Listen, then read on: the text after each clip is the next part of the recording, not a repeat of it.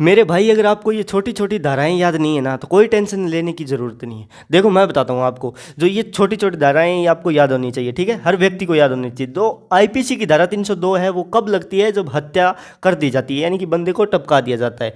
और जब बंदा को टपकाने का प्रयास किया जाता है, यानी कि वो बच जाता है, तब कौन सी धारा लगती है? तो तब लगती है आईपीसी की धारा 307, यानी कि हत्या का प्रयास किया गया है भैया। फिर आईपीसी की धारा 376 बलात्कार कानून, यानी कि किसी के साथ बलात्कार किया जाता है या कर होता है, तो उस कानून या फिर उस मामले में कौन सी धारा का यूज किया जाता है? आईपीसी की धारा 376।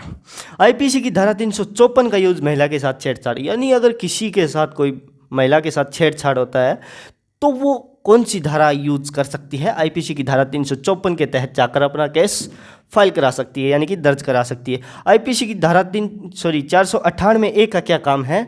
तो इसका काम है दहेज उत्पीड़न कानून, ठीक है। ये दहेज के लिए अगर किसी को तंग किया जाता है, बार बार उसको उत्पीड़ना दी जाती है, तो उस पर कौन सा कानून या कौन सी धारा लगेगी? तो आईपीसी की धारा 498 ए।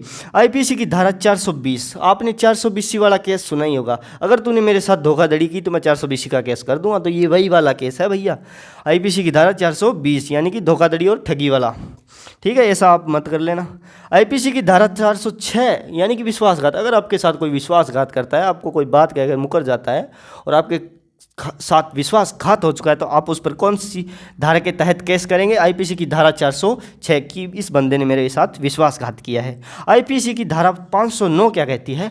महिला का अपमान। अगर आप किसी महिला का अपमान करते हो, उसे गाली गलौज करते हो या उसे कुछ अभद्र शब्द कहते हो, तो कौन सी धारा के तहत वो जाकर आपके ऊपर केस कर सकती है? तो आईपीसी की धारा 509 के तहत महिला का अपमान किया गया है, तो उस पर आपको सजा काटनी पड़ सकती है, ठीक है।